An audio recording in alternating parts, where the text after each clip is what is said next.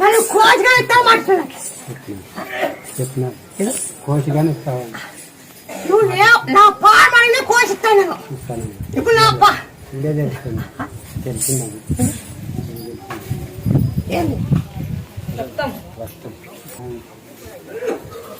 రక్తంతో బొట్టు పెట్టింది.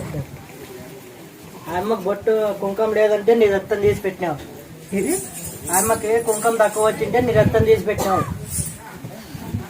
ఇక్కట నా రక్తం ఇస్తాను అన్నాడంట. ఇచ్చినావు.